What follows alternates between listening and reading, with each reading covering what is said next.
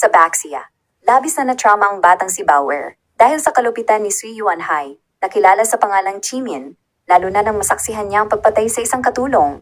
Dahil dito, tumanggi siyang kumain at halos magkasakit, umaasang makikita niya ang kanyang ina na si Yu Chen Chen. Sa tulong ni Granny Lan, napilitan siyang kumain upang magkaroon ng lakas na protektahan ang kanyang ina. Upang mapagaan ang kanyang kalagayan, pinayagan ni Sui Yuanhai na magkaroon siya ng kasama at pinakuha si Changning.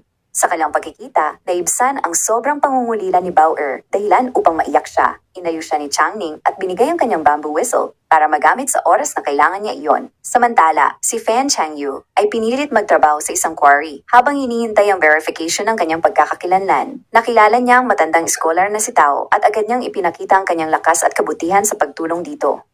Nang may sumubok mga api, ipinagtanggol ni Changyu ang matanda dahilan upang igalang siya ng ibang manggagawa. Sa kanilang pag-uusap, ibinahagi nila ang kanilang hinahanap, si Changyu tungkol kay Yanzeng at si Tao naman tungkol sa kanyang disipulo.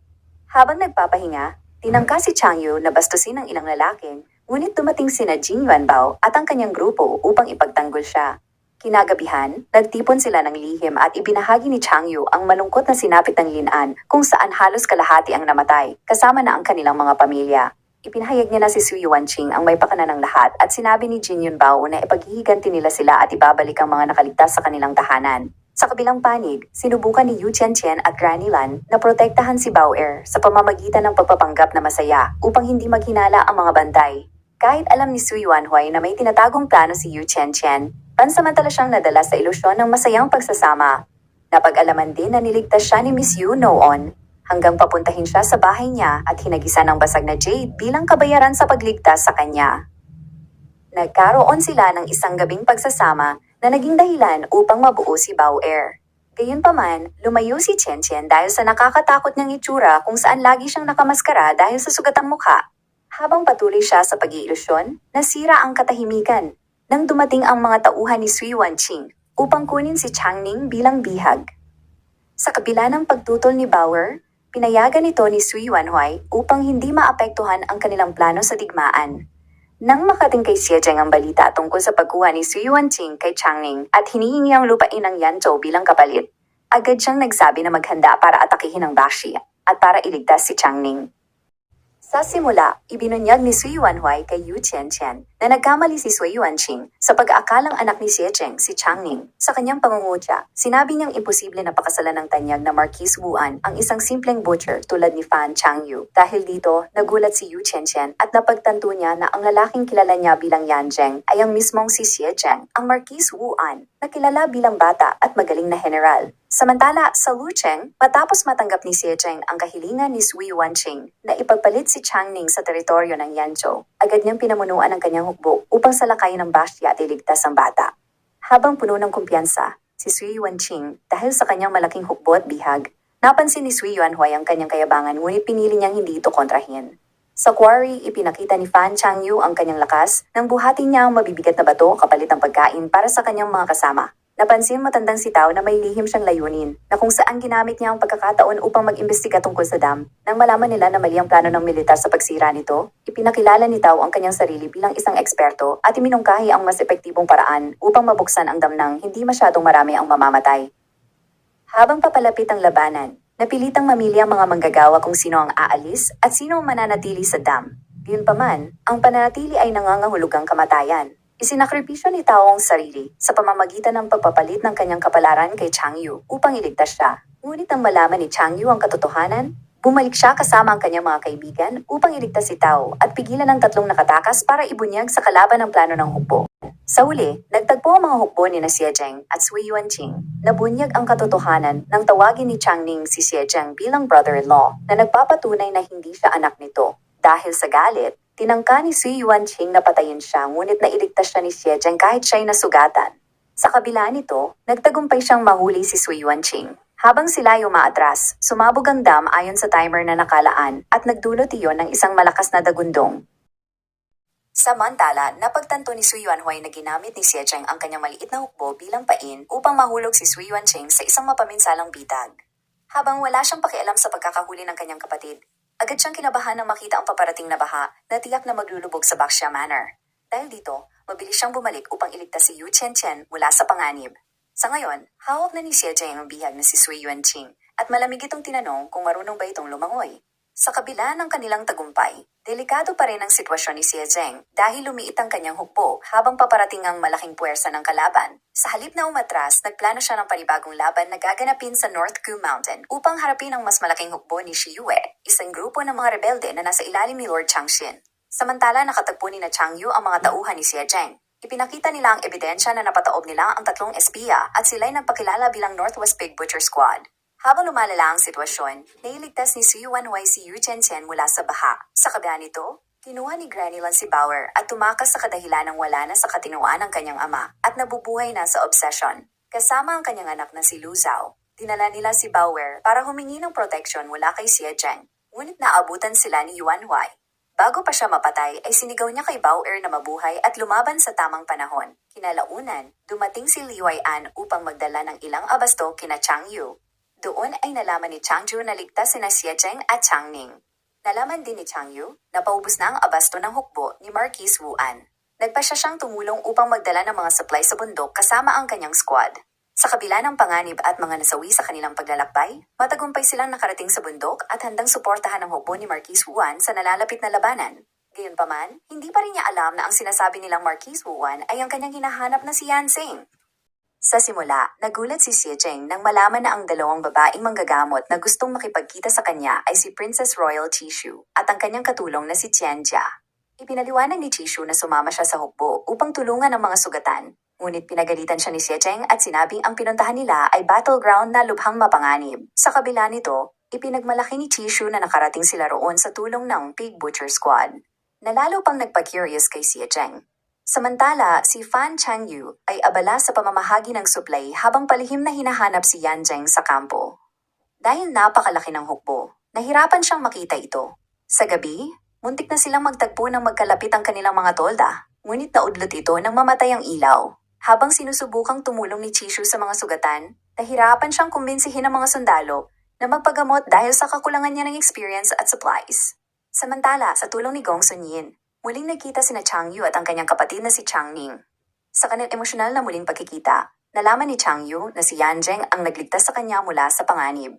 Kalaunan, nagtrabaho si Chang Yu sa paggawa ng mga gamot at muli silang nagkita ni Chishu matapos siyang iligtas sa bangin ni Chang Ju. Nagpasalamat si Chishu dahil utang niya ang buhay niya sa kanya. Kinalaunan, habang namimigay ng mga gamot si Chang Yu, hindi inaasahan na magtagpo sila ni Xie Jing. Agad siyang tinanong ni Chang Ju kung malalim ba ang sugat niya. Habang inaalagaan ni Chang Yu ang sugat, nabanggit niya ang tungkol sa kanilang diborsyo na mas maganda siguro kung mas maaga nilang ginawa iyon. Nang sa ganon, hindi siya kinuha para magsundalo. Dahil doon, napaubo si Xie Jing ng dugo. Nang mapagtanto ni Chang Yu na labis siyang nasaktan, sinabi niya, agad niya siyang niyakap at binawi iyon. Ang totoo, hinanap kita at kung makita man kitang patay na, bibigyan kita ng magandang libing. Kung makita man kitang buhay, hihikayatin kitang bumalik dahil hindi naman tayo magugutom sa babuyan. Saad niya. Habang ang bawat sandali ay umiiksi, dumating si Gong Sunyin. Pinaalala niya kay Xie Jing na oras na malaman ng kaaway na nandoon ang kanyang asawa, ay malamang manganganib ang buhay niya.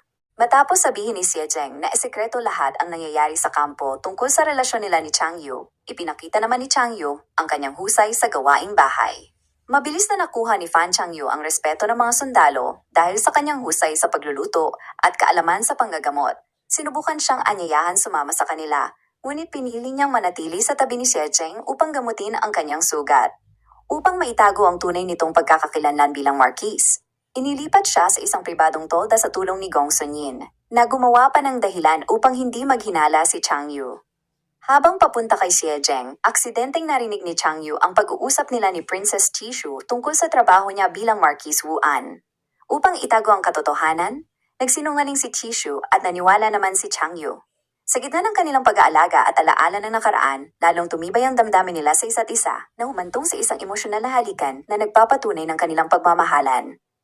Samantala, ipinakita rin ni Princess Chishu ang kanyang malasakit sa mga sundalo sa pamamagitan ng pagtikim sa lahat ng mga halamang gamot na naghantong upang mawalan siya ng malay.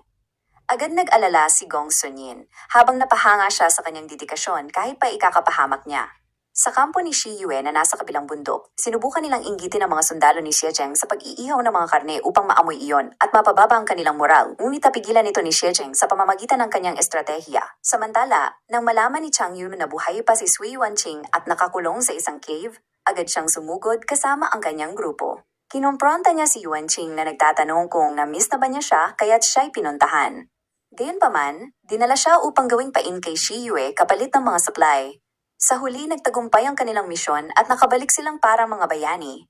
Ngunit ang kanilang kasiyahan ay hindi nagtagal nang sabihan sila na sila'y lumabag sa batas militar na ginawa mismo ng Marquis. Upang mapanatili ang disiplina, nagpadala si Xie Zheng ng Peking Marquis upang iutos ang pagparusa kay Chang Yu. Ngunit nagulat ang Peking Marquis nang biglang magpresenta si Xie Zheng na siya ang tatanggap ng parusa. Bago pa siya paluin ay agad siyang niyakap ni Chang Yu upang siya ang tumanggap ng nasabing parusa. Bago pa matuluyan ay biglang pumasok si Chishu na nagsasabing parusahan din siya dahil kahit alam niya ang nangyayari ay hindi niya iyon sinabi. Ngunit nagbago ang sitwasyon nang dumating si Gong Sunyin at ibinalita na ang ginawa ni Chang Yu ay pwedeng maabsuelto dahil sa kabilang banda. Nakatulong ito para sa kapakanan ng kasundaluhan. Dahil doon, napawalang bisa ang parusa at lalo pang tumaas ang reputasyon ni Chang Yu sa kampo. Habang lumilipas ang mga araw, naging alamat sa kampo ang lakas at kakayahan ni Chang Yu dahil sa mga pinaloobong kwento ng kanilang grupo. Ngunit may kasamang maling chismis tungkol sa kalagayan ng kanyang asawa. Sa kabila nito, nanatiling mapagpakumbaba si Chang Yu at tinanggap ang kahalagahan ng disiplina sa hukbo. Inalagaan niya si Xie Zheng at nangakong susunod sa mga batas militar, kahit handa pa siyang akuin ng mga parusa para sa kanya bilang isang sundalong mababa lang ang ranggo. Samantala, lumala ang sitwasyon nang magpahayag si Shi Yue para sa isang malaking labanan. Mukhang wala na silang pakialam kung ano man ang mangyari kay Sui Yuanqing. Kahit pa siya ang tagapagmana ng kanilang boss na si Lord Changxin. Nagpa siya ang mga rebelde na umatake ng buong lakas. Habang naghahanda ang lahat, lumapit si Mandy kay Chang Yu upang ipahawak ang kanyang naipong pera at kung mawala man siya ay dali niya iyon sa kanyang naiwang kapatid. Sa kabilang banda, nagulat si Gong Sunyin nang bigyan siya ng mahigpit na yakap ni Chishu at sinabing hihintayin niya siya na bumalik. Dahil sa takot para sa kaligtasan ni Xie Zheng, nagpa siya si Chang Yu na patulugin siya gamit ang gamot. Pagkatapos, ay nagsuot siya ng armor para punan ang pwesto ni Xie Zheng. Totol man ang iba, wala ng oras upang pigilan siya. Sa gitna ng madugong labanan, nakaharap ni Chang Yu ang kanilang general. Nagkaroon ng matinding bakbakan hanggang mapataob niya mismo ito gamit ang kanyang sandata na naagaw niya. Samantala, nagising si Xie Zheng at agad na sumugod sa digmaan matapos mapagtanto ang ginawa ni Chang Yu. Habang patay na ang kanilang general na si Shihu, umatras ang mga rebelde. Hanggang dumating ang tunay na Marquis Wuan na walang iba kundi si Xi Zheng. Doon ay nalaman ni Chang Yu na si Xie Zheng pala ang tunay na Marquis. Nabigla at nasaktan siya dahil nagmukha siyang tanga. Habang paalis siya, agad siyang hinabol ni Xie Zheng at isinakay sa kanyang kabayo. Matapos lampasan ng ilog ay dinala ni Xie Zheng si Fan Changyu sa isang tahimik na lugar upang mag-usap. Ngunit agad siyang hinarap ni Changyu nang may galit matapos malaman na siya ang Marquis Wuan. Nagsinungaling ka sa akin simula pa sa Linan, hanggang sa camp, baka pati ang sugat mo hindi rin totoo, bulalas niya. Ipinaliwanag ni Xie Zheng na itinago niya ang kanyang pagkatao upang maprotektahan siya dahil unang-una may mga taong humahabol sa kanya at gusto siyang patayin. Habang gusto na ni Changju na umalis, pinigilan siya ni Xie Zheng at tinanong kung bakit niya siya pinainom ng pampatulog at nagpresenta bilang kahalili niya. Dahil natatakot ako na mamatay ka sa digmaan, sagot ni Changyu. Kapag mamamatay ako, gawin mo lahat ng gusto mong gawin. Magnegosyo ng baboy, mag-asawa ng scholar, o kahit ano pa. Ngunit habang nabubuhay ako, mananatili kang akin lang, saad ni Xie Zheng. Hindi ito nagustuhan ni Chang Yu kaya sinuntok niya ito sa tiyan at umalis. Samantala, sa panig ng kalaban, nagulat si Shi Yue sa pagkamatay ng kanyang kapatid at hindi makapaniwala na natalo ito ng isang babae. Napagtanto ni Sui Yuanqing na si Chang Yu ang pumatay at nagdesisyong umatras upang makapaghanda ng mabuti. Samantala, sinabihan ni Gong Sunyin ang kanyang tauhan na iparating ang balita na nasa bingit na siya ng kamatayan. Agad tumakbo si Chishu upang tignan siya ngunit nagalit ito matapos makita na maayos siyang nakikipag-usap kay Grand Tutor Tao. Kinagabihan, pinuntahan ni Changju si Xie Zheng upang ibalik ang gamit niya at magpaalam. Doon ay sinabi niya na hindi niya kayang magpakasal kay Xie Zheng sa kadahilan ng pagtatawanan lang siya ng mga tao. Ngunit sinabi ni Xie Zheng na wala siyang kinakabahala at kung gusto niya puntahan na nila agad ang hari para ipaalam ang kasal. Gayunpaman, naging matigas si Changju sa desisyon niya, dahilan upang umalis si Xie Zheng na mabigat ang loob. Nang magkita-kita sila ni na Mr. Tao at Gong Sunyin, lumimita ang mga usaping pampolitika kung saan hawak ni Zhao Xun ang isang lihim na sulat na may kinalaman sa nakaraan at maaring makaapekto sa paparating na digmaan. Dahil doon, agad nag-utos si Xiecheng na hanapin nila si Zhao Shen. Habang hindi makatulog, pumunta sa ilog si Xiecheng upang manghuli ng isda, ngunit di inaasahang magkita sila ni Chang Yu. Para maibsan ang tensyon, sila ay nag-sparring. Tinuruan siya ni Xiecheng tungkol sa close quarter combat at kung paano matalo ang kalaban gamit ang speed. Sa kanyang pag-uusap, inamin ni Xiecheng na dati, hindi siya natatakot na mamatay. Ngunit nang makilala niya siya, sinaad niya na gusto pa niyang manatili kasama niya. Sinabi niya na kapag natapos ang digmaan at buhay pa siya, gusto niyang bumalik sa Lin'an upang tulungan si Chang Yu na magpatayo ng bahay at magsimulang muli. Dahil doon, napatingin sa kanya si Chang Yu na para bagang napawi ang galit niya. Habang patuloy na tumatakas sina Zhao Xin at ang batang si Yu Baoer, napansin ni Baoer ang mga bakas ng gulong sa daan at dahil sa kanyang matalas na memorya mula sa mga nakita niyang talaan ng militar sa library ng kanyang amang si Yuan Huai, natukoy niya na ito ay mga bakas ng hukbo ni Xiecheng. Namangha si Zhao Xin sa talino niya, kaya't nagpasya silang sumugal na humingi ng tulong sa kampo mismo ng general. Samantala, binisita ni Tao si Chang Yu at binalaan siya na bantayan si Chang Ning, hanggang sa umabot ito sa edad na 15 upang mapanatili ang kanyang magandang aura. Hanggang mag-alok ang Grand Tutor na ampunin si Chang Yu bilang kanyang anak.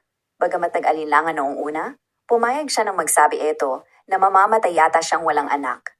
Sa kabila ng tagumpay sa North Ku Mountain, mabigat sa loob ni Chang Yu na marami ang nasawi. Napagtanto niyang mas magiging mabagsik ang darating na labanan sa Lucheng at hindi niya kayang makita iyon. Maliban doon, ayaw niyang manatiling umaasa lamang sa Marquis, kaya nagpasya siyang umalis sa kampo upang hanapin sina Yu Qianqian at Baoer. Ipinagkatiwala niya kay Chishu ang paghatid kina Chang Ning at Kinong Zhao, pabalik sa Jizhou upang makasama si Madame Zhao. Nag-iwan si Chang Yu ng maikling liham at umalis kasama sina Jin Yuanbao. Nang malaman eto ni Xiecheng ay agad siyang hinabol sakay ng kabayo. Doon ay tinanong niya si Chang Yu kung wala ba siyang pagmamahal sa kanya kahit konti. Ngunit nilinaw ni Chang Yu na anuman ang kanyang pagkatao, si Yan Zhengman o ang Marquis Xiecheng, hindi mababago ang kanyang nararamdaman. Wala akong alam sa trabaho mo bilang Marquis, at alam kung kaya mong harapin ang bawat problema. Sa ngayon, kailangan kong hanapin ang aking mga kaibigan at kapitbahay para magsimulang muli. Kung may tayo man, ayaw kong umasa lang sa iyo habang buhay kaya't kailangan kong magsimula sa sarili kong paraan, saad niya. Bago sila maghiwalay, tinapos nila yon sa isang magiliw na halik. Sa kampo, ibinalik ni Gong Sunyin ang inayos na sapatos kay Chishu. Bagaman galit pa rin siya sa mga panlilinlang ito noon, nag-alala siya nang makita niyang umubo ito ng dugo at napagtantong totoo ang kanyang mga sugat. Sinubukan ni Gong Sunyin na ipaliwanag na ang kanyang damdamin ay parang sa kanyang sakit na tila mapanlinlang ngunit hindi niya makontrol. Gayunpaman, biglang may tumawag bago pa niya yun matapos. Ngunit hindi nagtagal, narinig ni Chishu ang pag-uusap nila ni Xiecheng kung saan sinabi ni Gong Sunyin na sinabihan na niya ang consort dowager tungkol sa kanyang kinaroroonan. Dahil sa galit, iniwan niya ang gamot na kanyang inihanda at umalis. Samantala, sa Lucheng, ibinuhos ni Lord Changxin ang kanyang galit sa kanyang ampon na si Su Yuanhuai dahil sa mga pagkatalo sa digmaan at sa panganib na kinahaharap ng kanyang nakababatang kapatid na si Su Yuanqing. Malamig niyang sinabi na kahit may mangyari kay Yuanqing, hinding-hindi mapupunta sa kanya ang trono. Bagaman nanumpa si Yuanhuai ng katapatan sa harap ng kanyang kapatid, sa kanyang kalooban ay may lihim siyang hangarin. Yon ay ang mawala sila sa mundo. Samantala, habang sinusubukang tumakas ni Zhao Xun at Baoer, nasugatan siya ng mga tauhan ni Sui Yuanhuai. Sa gitna ng panganib, hinipa ni Baoer ang isang sipol bilang hudyat sa hukbo ni Xiecheng na nasa malapit. Matapos silang mailigtas, ibinunyag ni Zhao Xun ang isang nakakagulat na katotohanan. Natuklasan ni Xiecheng ang katotohanan ng si Sui Yuanhuai. Ang sinasabing panganay na anak ni Lord Changxin ay ang tunay na Imperial Grandson Qimian. 17 years na ang nakaraan, nang maganap ang sunog sa East Palace kung saan pinilit ng Crown Princess na iswap si Qimian, ang kanyang anak upang mailigtas. Habang si Qimian ay tumakas kasama ang kanyang nani, ang tunay na Sui Yuanhuai at ang Crown Princess ay namatay sa sunog. Nakaligtas si Qimian na nasira ang muka at kalaunan ay lumaki siya bilang si Sui Yuanhuai, ang panganay na anak ni Lord Changxin. Gayunpaman, naging malamig sa kanya si Changxin at ang ikalawang anak na si Sui Yuanqing ang itinakdang tagapagmana. Sa paglipas ng panahon, nagkaroon si Qimian ng malalim na galit. Napag-alaman din na siyang nagtulak kay Sui Yuanqing na lusubin ang Lin'an nang sa ganon. Mapatay siya sa kamay ni Xiezeng. Ang gusto niya ay makuha ang trono na para sana sa kanya. Sa isang liblib na villa, ipinakita ni Qimian ang kanyang kaguluhan nang nagalit siya sa isang katulong na nagkamali sa apoy at iniutos ang pananakit sa babae. Pinigil siya ni Yu Qianqian at tinawag siyang nakakaawa dahil mukhang may tinatago siyang takot sa likod ng kanyang karahasan. Napawi ang kanyang sandaling kapangyarihan nang maalala niya ang ginawang pagsunog ng kanyang ina sa kanyang muka upang makaligtas at mabuhay. Inihayag din niya na siya ay ang imperial grandson na kinabigla ni Chen Chen. Kinagabihan, pinainom niya ito ng gamot pampatulog bago tumakas patungong Lucheng. Doon ay nakasalubong niya si Fan Changyu at ang kanyang grupo. Ngunit hindi nagtagal, naabutan pa rin siya ni Chimin at ang kanyang mga gwardya. Ngunit dumating si Xie Qi na inutusan ni Xie Zheng upang protektahan si Chang Yu, kasama si General He Jingren at mga ilang sundalo. Gayunpaman naging matigas si Chimin na di umanong ibuwis ang buhay makuha lang si Yu Chen. Ngunit nang sabihin ni Chen na magpapakamatay siya, ay napilitang umatras si Chimin. Kasunod dito, sinubukan ni General He Jingren si Chang Yu sa martial arts. Para makita kung taglay niya ang estilo ng kanyang yumaong ama. At doon, binigyan siya ng suot na armor. Napag-alaman din na si Chimin ay may hawak na tiger tali bilang ebidensya na si Lord Changshin ang utak sa rebelyong naganap 17 taon na ang nakalipas. Sa kabila ng panganib, iminungkahi ni Xie Zheng ang isang direktang atake sa punong tanggapan ni Lord Changshin sa Luo City, habang iniiwan ng Lu Cheng sa pangangalaga ng 5,000 sundalo ni He Jingren. Sa kabila ng mga trahedya ng digmaan, pinadala ni Chang Yu ang imperial great-grandson na si Bauer, kasama na si Yu Chen at Mr. Zhao sa NN upang maghintay. Napagtanto ni Chang Yu na kapag manalo si Changshin sa digmaan, malamang pati sila sa Lin'an ay tuluyang mabura. Dahil doon, nagdesisyon siya na manatili sa Lucheng upang tumulong na ipagtanggol ang lungsod. Ipinakita niya ang kanyang lakas at determinasyon, kasama sina Jin Yuanbao at iba pang kasamahan mula Lin'an, handang ipagtanggol ang lungsod kahit sa kapinsalaan ng kanilang buhay.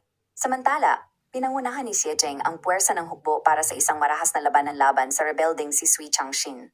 Isang mabilis na desisyon na nagnanais tapusin ang rebellion sa lalong madaling panahon. Habang inilulunsad ng pangunahing puwersa ng Chongzhou Army ang panghuling atake sa Lucheng, si Li Huai'an, bagaman malubhang nasugatan, ay nagpupumilit pamunuan ang 3,000 elite na sundalo upang umatake mula sa likuran ng kalaban. Upang iligtas siya, inutusan ni Fan Changyu si Jing Yuanbao na dalhin siya sa ligtas na lugar. Sinaad ni Changyu na siya na muna ang bahala sa hukbo. Pagdating ni Changyu sa battleground, nagulo ang hanay ng kalaban at si Lord Changshin ay nabigla sa pagtagumpay ng tropa ni He Jingren. Nang dumating si Xie Zheng, nagdesisyon silang hatiin ang puwersa. Si Xie Zheng laban kay Changshin at si Changyu laban kay Sui Yuanqing. Sa gitna ng kaguluhan, sinalakay ng Chongzhou soldiers ang grupo ni Fan Changyu. Nang lumapit si Sui Yuanqing kay Man Wu para patayin, sumugod si Man Di upang protektahan ang kanyang kapatid dahilan upang mamatay siya sa laban. Bagaman nagdalamhati ang grupo, wala nang oras para sa kalungkutan. Nang makita ang usok sa Lucheng, inutusan ni Changshin ang kanyang anak na umatras para suportahan ang depensa doon. Si Xie Zheng ay nagpatuloy sa pagsubaybay at nilupig si Sui Yuanqing, ngunit nailigtas siya ng kanyang sariling mga tropa. Gamit ang mga natutunang techniques mula kay Xie Zheng at He Jingren, pinagsama iyon ni Fan Changyu sa kanyang butcher knife skills at tuluyang napatay si Changshin, na nagdala sa kanila ng tagumpay. Gayunpaman, ang kapalit ay isang mabigat na pagkawala. Namatay si Mandi at nagdalamhati si Fan Changyu sa trahedya. Kinalaunan, dumating si Li Huai'an upang kumprontahin siya dahil sa pagtigil di umano sa kanya na lumaban hanggang sa kanyang huling hininga. Doon ay binigay niya ang isang liham tungkol sa kanyang ama, na si Wei Qin. Ayon sa sulat, naging traitor siya sa hindi pagdala ng mga supplies para sa mga hukbo, dahilan upang mamatay sila sa digmaan na walang kalaban-laban, kasama na ang ama ni Xie Zheng na isa ring general.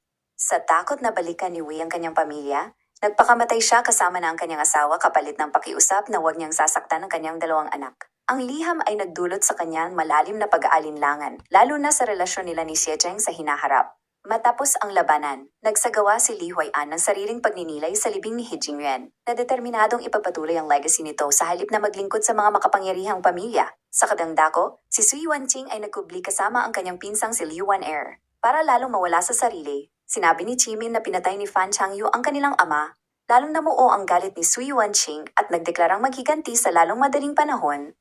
Sa araw ng paggunita sa ama ni Xie Zheng na si Xie Linshan at paglilibing kay General He Jingren, bumalot ang malungkot na kapaligiran sa kampo. Ang galit ng mga sundalo ay napunta sa ama ni Changyu na si Wei Qilin, na itinuturing nilang traitor, dahilan upang lumikha sila ng isang effigy niya upang sunugin.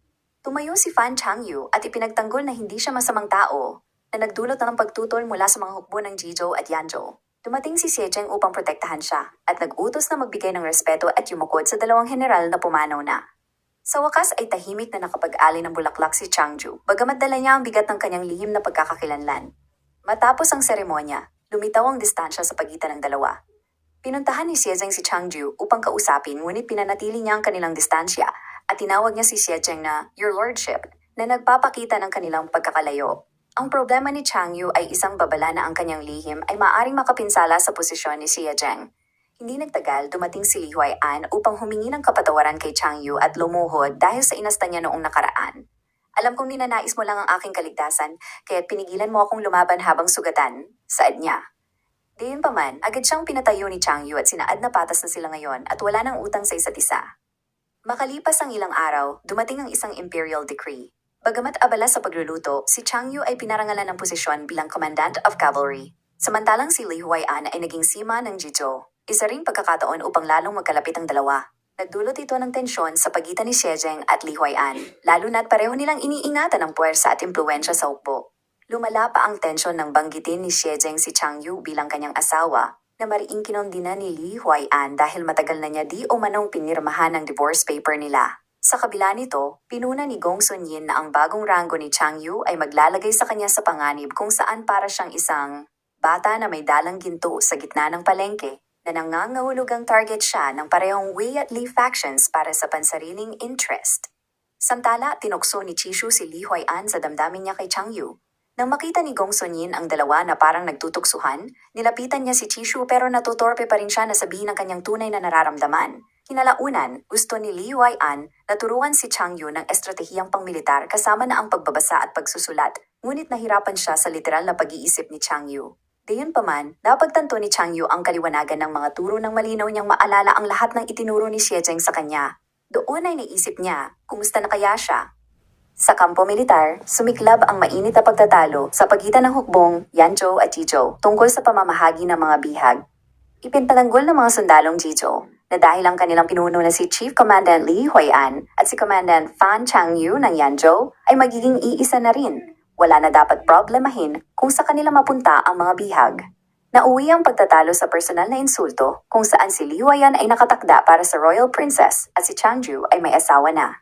Dahilan upang dumating si Li Huai'an at ipinaalam na sila ni Fan Changyu ay sworn siblings lamang. At nagbabala na ang sino mang patuloy na mga insulto kay Changyu ay bibigyan ng 30 latigo. Formal na tinanggap ni Changyu ang papel bilang kanyang bunsong kapatid dahilan upang sabihin ni Li Huai'an na nasabi lang niya iyon upang protektahan siya. Samtala, si Grand Eunuch Li ay matagal nang naghihintay sa palasyo para kay Prinsesa Chishu at sa Marquis of Wuan na si Xiejeng upang ipasa ang isang imperial decree para sa kanilang kasal. Galit na tinanggihan ni Chishu ang kautusan, ngunit sa huli ay sinabi niya na kailangan mula nilang kumbinsihin si Xiejeng. Papayag ako kung okay lang sa kanya, saad niya. Dinala ng eunuch ang utos sa kampo, ngunit hindi nagpakita ng respeto si Xiejeng. Dahil alam niyang pinirmahan niyo ng batang hari dahil sa sulsol ng makapangyarihang pamilya, pinutol niya ang tenga ng mensahero at sinabi na kung nanapaupo ni Weiyan ang batang hari sa kanyang trono, ay kaya din niya siyang pababain para ipalit ang isang karapat-dapat na ruler. Sa kabilang dako, pinangunahan ni Sui Wanqing ang isang maliit na pag-atake sa kampo ni Xiejeng ngunit agad na nahuli.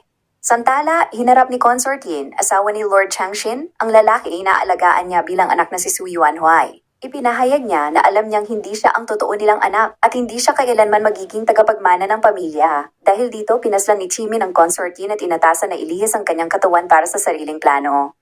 Hindi nagtagal, sinimulan ni Fan Changyu ang paghahanap kay Chimin gamit ang obserbasyon ni Yu Chenchen na takot ito sa apoy at hindi nagbubukas ng ilaw sa gabi. Hanggang matagpuan nila ang isang bahay na puno ng bangkay, kasama ang katawan ni Consort Yin at ni Yuanhuai mismo. Bagaman tila patay na si Sui Yuanhuai, nagduda si Xiejeng at ipinasuri kay Zhao Shun ang labi.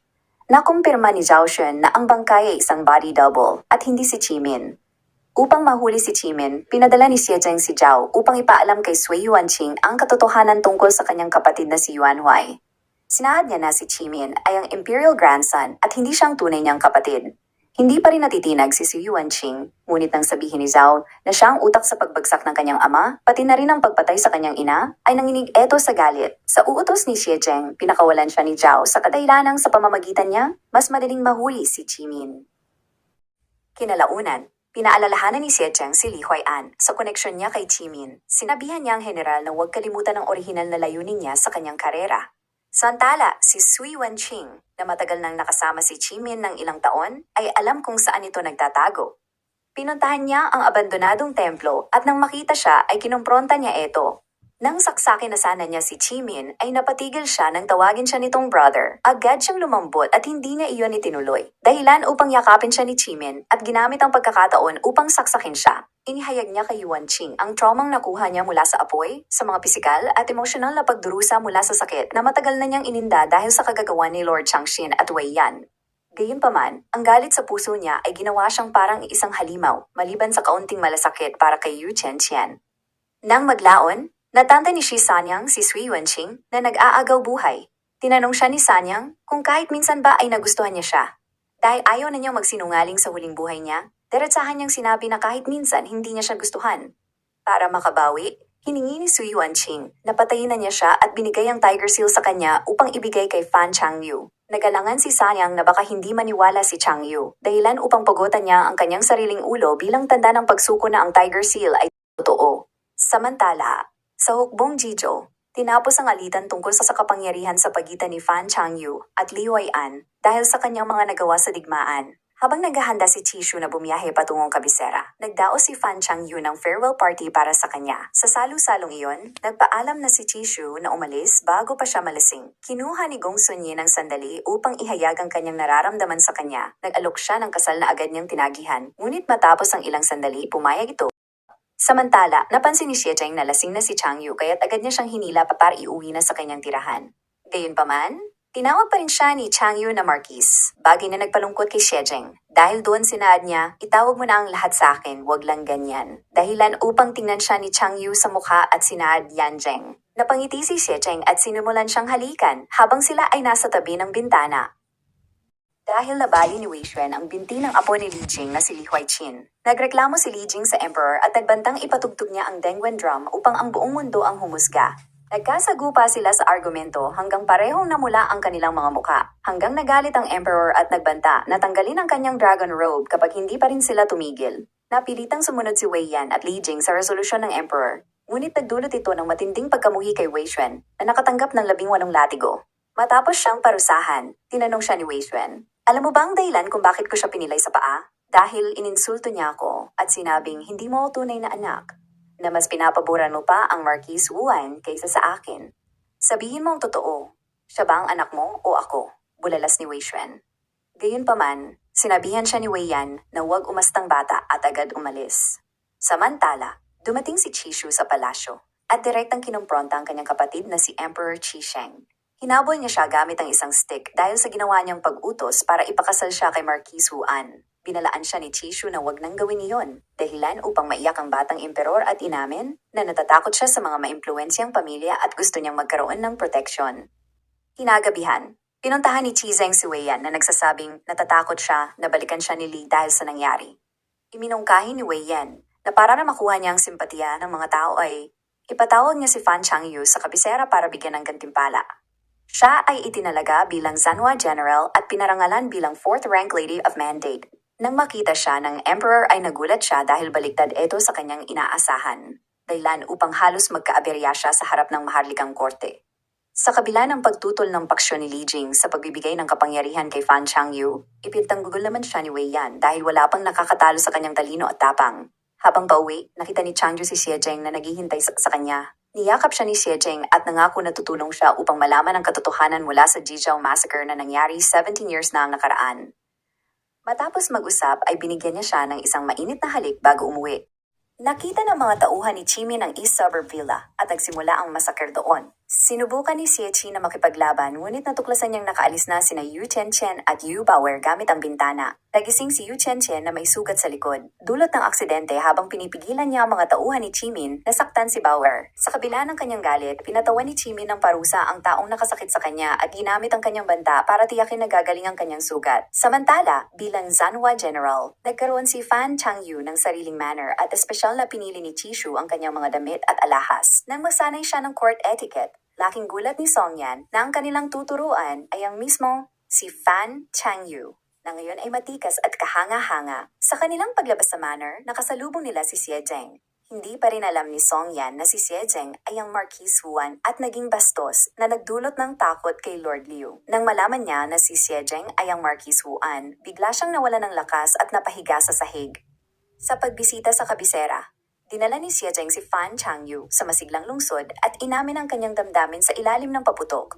Hanggang marinig nila ang lumalaganap na chismis na nais ng Emperor, si Fan Changyu bilang kanyang consort. Tinitigan siya ni Xiezeng kaya't agad siyang nagsinungaling na sinabi na niyang may asawa siya. Nang ipatawag siya ng Emperor, sinubukan siya nitong kumbinsihin ngunit sinabi ni Changju na may asawa na siya. Hindi ba't sinabi mo nung nakaraan na patay na ang asawa mo matapos sumabak sa giyera? Tanong niya. Naging makulit ang Emperor at binanggit na pwede naman niyang i-diborsyo ang asawa niya kung eto'y buhay pa. Dahilan upang sabihin ni Changyu na sasabihin niya iyon kay Xiejeng nang sa ganon maisagawa na ang kanilang divorce. Ngunit nang marinig niya ang pangalan ni Xiezeng ay bigla itong umatras. Samantala, habang sekretong naghahanda si Grand Tutor Li na itulak si Qi Min upang makuha ang trono, kinontra ito ni Li Huai'an dahil sa nakita niyang mga kakulangan at pag-uugali ni Qi Min na maaring maglagay sa mga tao sa alanganin. Sa kabila nito, ang batang emperor ay takot na takot dahil anumang oras ay pwedeng kunin ni Qi Min ang trono. Nang makita ni Grand Tutor Li na takot din siya kay Wei Yan, nagbigay siya ng isang solusyon na maaaring magpabagsak sa kanya. Yon ay ang alamin sa isang maid na nasa Cold Palace kung sino ang nasa likod ng nangyaring kudeta. 17 years na ang nakalipas. Matapos ang utos ng Emperor, bumalik si Xiejeng sa kabisera, suot ang pheasant tail crown, kung saan humanga ang lahat ng kababaihan sa kanya at naghulog ng mga panyo upang mapansin. Hindi nagtagal nadatna ni Xiejeng si Wei Yan sa sementeryo ng pamilya Si na pinagtaka niya kung bakit taon-taon pumupunta siya doon para bumisita. Hinarap ni Wei Yan si Xiejeng at sinabing pinalaki niya siya tumayo bilang magulang niya ng mahigit 10 taon. Sinaad din niya na ayon sa family rules ng Wei ay lumabag siya dahil sa pakikipagtipan niya kay Fan Changyu. Nawala siyang approval. Pinilit niya si Xiejeng na putulin ang lahat ng ugnayan niya kay Fan Changyu, ngunit tumanggi si Xiejeng. Ayon sa kanyang family rules, ang katapat ng ginawa niya ay umaabot ng 108 na latigo, dahilan upang pumayag siyang tanggapin yon, kapalit ng kalayaan niya na gawin kung ano sa tingin niya ang nararapat na hindi siya kinokontrol ng kanyang tito. Hindi nagtagal, nakita ni Changyu si Xiejeng na sugatan. Doon ay pinakilala siya ni Xiejeng kay Wei Yan. Siya ang taong tumulong sa akin noong araw na ang buhay ko ay nakabiti na lang sa isang sinulid, saad niya. Dumating din ang kanyang tita, ang kasalukuyang asawa ni Wei Yan at lubos na nag-alala sa kanya. Dahilan upang sabihan niya si Changju na dalhin na siya upang magamot ang kanyang mga sugat. Samantala, si Qi Min ay naghanda ng magagarbong kasuotan para kay Yu Qianqian, na nagulat dahil ang damit ay pang-seremonya para sa isang empress. Umayaw siya sa plano ni Qi Min hanggang tanungin siya nito, ano ba ang kailangan kong gawin para mapapayag kitang maging empress? Gusto kong lumuhod ka at humingi ng pahintulot, saad niya. Maliban sa ginawa na niyang bilin ni Qianqian na huwag pumatay, ay nagawa na rin niyang lumuhod para lang mapapayag siya. Dahil doon, sinabi ni Qianqian na handa na siyang maging empress para sa kanya. Pagkatapos dalhin ni Fan Changyu si Xiejeng sa kanyang mansion upang gamutin, hiningi ni Xiejeng kung gusto ba niyang maging asawa niya. Huwag mo nang itanong dahil sa puso ko, ikaw lang ang nag-iisa kong asawa simula noon pa, saad ni Changju. Samantala, lumalabas na nilinlang ni Yu Qianqian si Qi Min para makuha ang Tiger Seal. Iutos niyang ihatid ito sa General's Mansion bago siya umalis sa kabisera. Sa gitna ng mga intriga, pinlano ni Li Xing na ilagay si Li Huai'an sa house arrest para isagawa ang plano sa parating na welcome party ng palasyo para sa nagbabalik na Marquis Huan.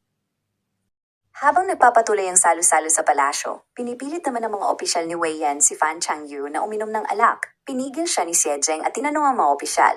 Para sa akin ang party na eto, hindi ba't sa akin kayo dapat nakikipag-toast? Doon ay agad niyang sinabihan sa si Changju na aalis siya ng maaga upang hanapin ang palace maid na nakakaalam sa nangyari noong nakaraang kudeta. Binigyan siya ng emperor ng Longquan sword bilang simbolo ng kapangyarihan. Ngunit tumanggi siya at sinabing walang ibang nararapat na gumamit niyon kundi siya mismo. Dahil doon, nagalit ang emperor dahil parang hindi siya nito nire-respeto. Nagdesisyon siya na sundin ang sinabi ni Grand Tutor Li na humanap ng paraan para mapabagsak si Xiejeng at para pag-awayin sila ng kanyang tito na si Wei Yan. Matapos matapunan ng tubig ang damit, ginamit ni Chishu ang pagkakataon upang mahanap ang babaeng witness sa Cold Palace. Sa parehas na sitwasyon, natapunan din ng alak ang damit ni Xiejeng. Agad siyang umalis para magpalit ngunit dumiretso siya sa Cold Palace. Si Wei Yan, na nagmamasid ay binalak siyang sundan. Ngunit napigilan siya saglit ni Changju na nagbigay sa kanya ng inumin. Sa tulong ni Chishu, nakita ni Xiejeng ang palace maid, ngunit nawala na ito ng katinoan habang binabanggit ang pangalan ni Consort Shu, ang concubine ng napatay na emperor at first love ni Wei Yan. Ang malala, nilagyan ng silid ng aphrodisiac dahilan upang mahimatay si Chishu matapos niyang malanghapi yon. Nang makita si Xie Zheng na pumasok sa isang silid kasama si Chishu, agad ipinahayag ni Eunuch Li Xiang na pinagsamantalahan ni Xie Zheng ang Royal Princess at nakulong sila sa isang silid. Gayunpaman, nakalabas si Xie Zheng at sa tulong ni Fan Changyu, itinago siya bago makita ng Jinwu Guards. Lumala pa ang sitwasyon ng masunog ang Qingyuan Palace, kung saan kasalukuyang nahimatay si Chishu. Dahil doon, agad binasa ni Gong Sonyin ang sarili upang iligtas si Chishu mula sa apoy. Nang mailigtas niya ang prinsesa, sinaad niya na ang royal physician ang tumulong sa kanya at hindi siya. Matapos ang insidente, walang tigil si Li Jing at Yi Xiang sa pagsasabi na parusahan si Xie Zheng dahil sa ginawa niya di umanong pananamantala sa royal princess. Gayunpaman, biglang dumating si Li Huayan na nagsasabing siya ang kasama ni Chishu sa nasabing silid. Ngunit bago pa siya maparusahan, tinanong ni Wei Yan kung sino ang nagkakalat ng kasinungalingan upang siraan si Xie Zheng para mailigtas ang sarili. Agad tinuro ng Emperor si Li Xiang na agad namang umamin. Dahil doon, hiniram ni Xie Zheng ang Longquan Sword ng Emperor at tinanong kung pwede pa niyang gamitin iyon. Sa isang iglap ay pinatay niya si Li Xiang na gumulat sa Emperor. Nang makaalis ang lahat, nagulat ang Emperor nang makita si Wei Yan na hindi pa umaalis. Ngunit lalo siyang nagulat nang sampalin siya ni Nito at sinaad. Sinusubukan mo bang ulitin ang ginawa ng tatay mo 17 years na ang nakaraan?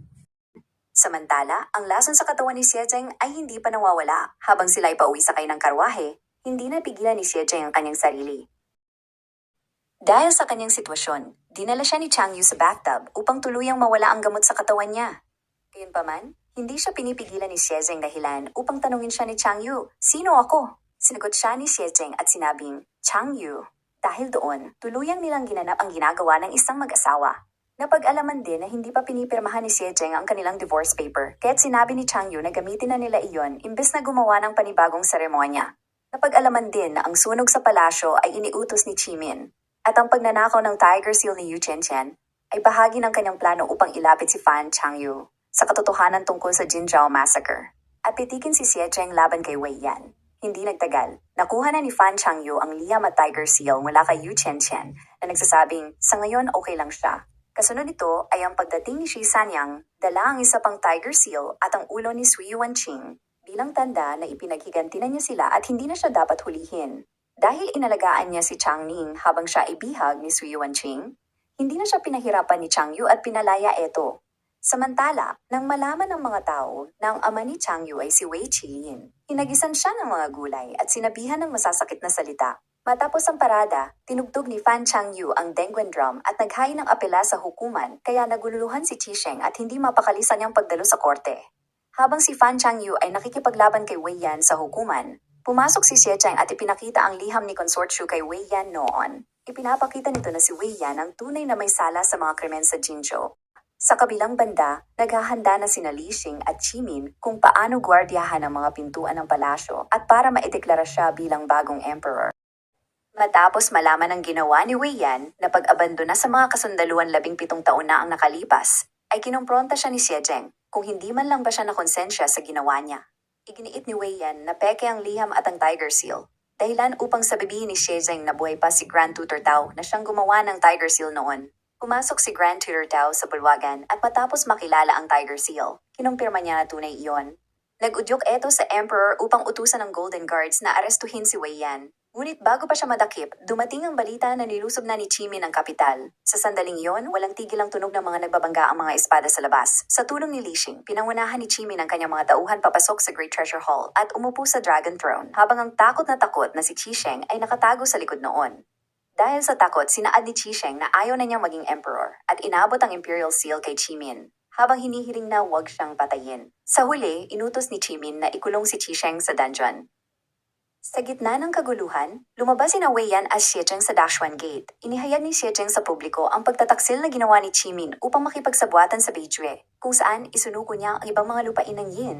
Hindi inaasahan ni Li Xing na magagawa iyon ni Chimin, kaya't agad siyang nahimatay sa galit. Sa kabila nito, nakapture ni Chimin sina Wei Xuan at Lady Wei upang gamitin laban kay Wei Yan. Gayunpaman, hindi ininda ni Wei Yan ang kanilang buhay. Sa kabila nito, nagpakawala ng 2 pana si Xie Zheng upang iligtas ang mag-ina. Pinangunahan naman ni Li Huaian ang kanyang mga tauhan at nailigtas si Qisheng, na ngayon ay nababalisa at nawawala na sa katinuan. Samantala, habang hinaharap ang kalaban, sinubukan ni Jimin na protektahan si Chen Chen ngunit natamaan siya ng isa pang pana, dahilan upang mahulog siya sa tore at nasama si Chen Chen dahil sa kadena. Sa tulong ni Changyu ay napigilan sila at agad niyang sinabihan si Jimin na putulin na ang kadena. Ayaw gawin niyon ni Jimin.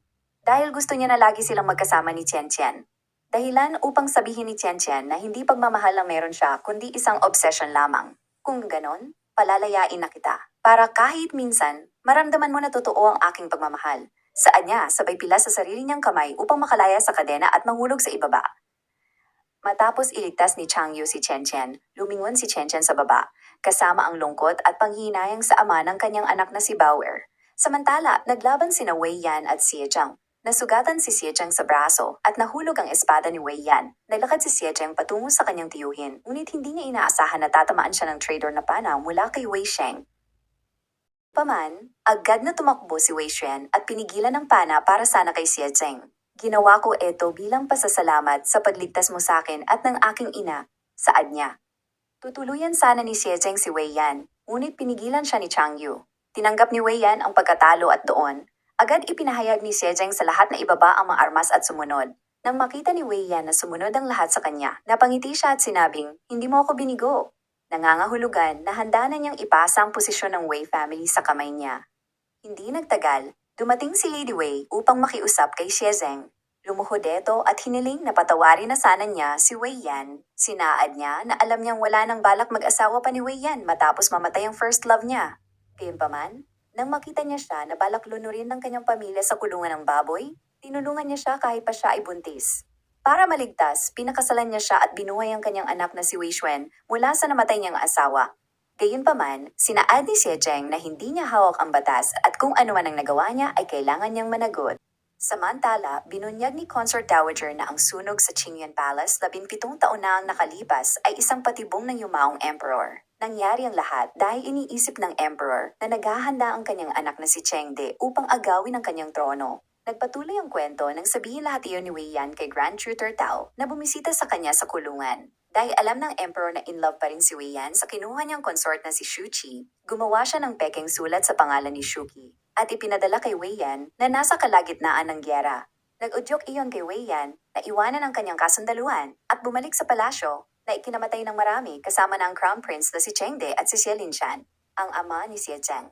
Pati pagpapadala ng supplies ay naputol, dahilan upang tawagin nila iyon na Jizhao Massacre. Marami ang nadamay sa kagagawan ng emperor, kasama na ang pagpapakamatay ng ama ni Changyu at pagrebelde ni Changxin. Dahil doon, nagkaroon ng kudeta sa pangunguna ni Wei Yan at napatalsik ang emperor upang ipalit ang kanyang anak na si Qisheng na tinawag nilang isang puppet. Narinig lahat iyon ni na Changju at Xie Zheng, ngunit hindi na sila nagpakita kay Wei Yan. Samantala, napag-alaman na buhay pa si Jimin. Gayunpaman, pinainom siya ni Chen Chen ng sabaw na may lason. Bagamat alam niya na may lason yon, sinabihan niya si Chen Chen na ipainom niya yon mismo sa kanya. Bago siya mamatay, malumanay niyang inalala kung kailan siya unang umibig sa kanya. Sinabi niya na totoong nagustuhan niya siya, ngunit kung may susunod pang buhay, ayaw na niya siyang makita pa. Yon ay dahil kahit anong gawin niya, hindi pa rin niya makuha ang puso ni Chen Chen. Hindi nagtagal. Naging Empress Dowager si Yu Chen Chen na may kapangyarihang mamahala sa likod ng tabing habang bata pa ang susunod sa trono na si Bauer. Naging Prince Regent si Xie Zheng na namahala sa sentral na administrasyon. Itinaas naman si Fan Changyu bilang Grand General ng Huaihua at binigyan ng titulong First Rank Lady of the State, kasabay na tumutulong sa pamahalaan. Sa kabila nito, ibinigay naman ng pamilya Li ang kanilang buong yaman bilang kabayaran sa kanilang mga kasalanan. Ang kanyang kamahalan at ang Prince Regent ay nangakong hindi sasaktan si Li Xing habang wala na siyang kapangyarihan. Hiniling naman ni Li Huai'an na madestino sa malayo. Kinalaunan bumalik si Fan Changyu sa Lin'an Town para magbakasyon kasama si Xie Zheng at Changning. Nagsuot sila ng ordinaryong kasuotan pagkatapos ay nakipagkita sa mga kapitbahayan. Sinaad nila na simula ngayon, poprotektahan nila ang kanilang lugar, anuman ang mangyari.